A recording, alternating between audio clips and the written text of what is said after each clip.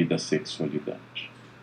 Em relação ao preconceito aos gays ou ao LGBT, quem é mais, porque a gente sabe que inclusive em comunidades de guerreiros existia já Sim. isso, mas eles não eram, não existia preconceito, porque me corrija se eu estiver errado, alguns historiadores já falaram que Esparta era comum, eles têm a mulher que ficava em casa e tinha o garotinho lá que lutava com eles, e isso até tornava o batalhão muito mais coeso, porque eles lutavam por amor também. O batalhão de amantes é um caso clássico do famoso batalhão de Tebas, em que foram escolhidos apenas homens amantes, porque um defenderia o outro. Exato. De forma até a morte. A prática da efebia, ou seja, Sócrates é um homem casado com uma mulher Xantipa.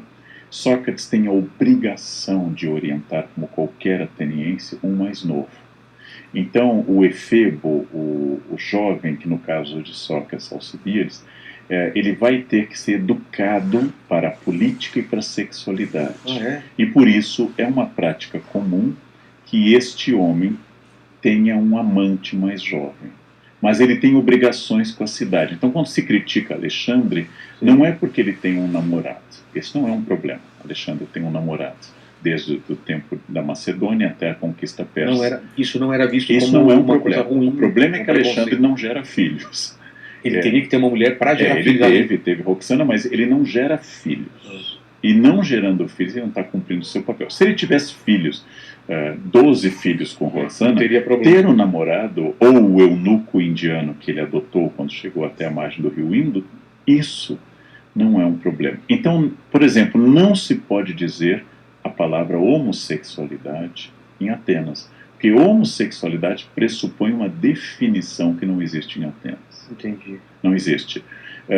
Só para você se surpreender, quando os críticos do imperador Cláudio, o imperador romano Cláudio, que foi um grande imperador em vários sentidos, querem dizer que ele é burro, que ele é estúpido, que ele é limitado, dizem, tão burro que ele só gosta de mulheres. E todo mundo, nossa, é uma fofoca que corre em Roma, que Cláudio só transa com mulheres. Isso era visto como uma limitação. Uma limitação. Então, existe uma homofobia no sentido de existir em peça de teatro, existir a personagem afetada, etc. Sim. Nessa época já? Mas a homossexualidade é até sagrada em algumas sociedades, etc. Agora, quem traz a grande parte da homofobia são as religiões morais monoteístas. Quando que acontece em isso? Paulo, por exemplo, nas cartas de Paulo existe, no Evangelho não existe, né? No Evangelho não existe isso, mas nas cartas de Paulo, tanto as atribuídas como as dele mesmo,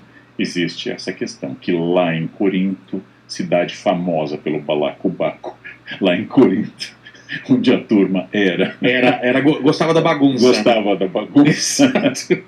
O Paquito ia se dar muito bem lá, hein, Paquito? Eu já estou me identificando como corintiano. Já. Lá em Corinto, cidade que existe até hoje, junto ao canal de Corinto, lá em Corinto, Paulo chega lá e fica horrorizado, porque lá a turma era pouco... As mulheres falavam muito, os homens deitavam com outros homens, e lá Paulo faz esse gesto, que outros, como por exemplo Agostinho e toda a Idade Média, vão reforçar. E essa criminalização das práticas homoafetivas, essa construção da ideia de normalidade, primeiro foi feita pelas igrejas, não só católicas, igrejas e cultos, e depois, a partir do século XIX, é feita pela medicina. Então, porque antes era o sodomita, agora é o homossexualismo, um termo do século XIX para designar uma doença. Sodomita era a mesma coisa. Sodomia é o habitante de Sodoma que pediu que os anjos saíssem para ele. Então é um pecado teológico a sodomia. Entendi. É um pecado grave. Depois desaparece o padre como orientador de uma sociedade e surge o médico. Até há pouco tempo a homossexualidade era doença. Até há pouco tempo toda e qualquer impulso de travestismo e de transexualidade era considerado um desvio mental, classificado cientificamente, até há pouco tempo. faz poucos anos, que saiu da lista de doenças. Que era mandado para alguma... Você podia ser tratado, inclusive tratado à força, porque você era um homem que tinha identidade com mulher. Isso era tido como um transtorno mental.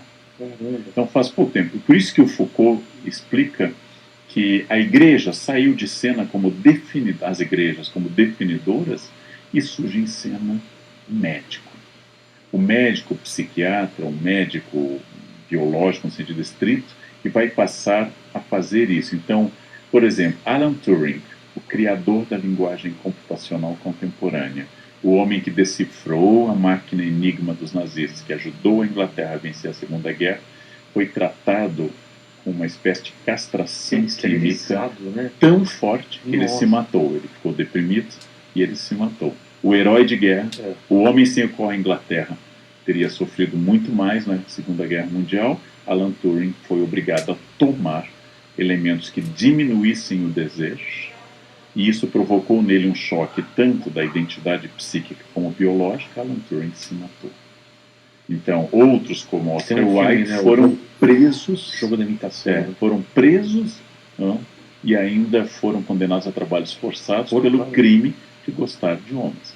Oscar Wilde morreu na França em 1900, está enterrado no cemitério do Père Lachaise, porque Oscar Wilde foi preso em função da relação dele com o filho de Lord Douglas e foi considerado criminoso a trabalhos forçados. Na Inglaterra, a homossexualidade foi crime também até a época dos Beatles. Ah, é? Nós estamos falando do século XIX, ainda era vitoriano. Muito perto. Muito perto. Então, tudo isto é... em 1960? 64 eles estão nos Estados Unidos fazendo sucesso, 70 eles se separam, e na década de 60 a homossexualidade é crime. Na Inglaterra? Ainda na Inglaterra. Então, o que significa isso? Primeiro foram os moralistas, os teólogos, foi Paulo, foi Agostinho, foram todos eles. Depois foram médicos e psiquiatras.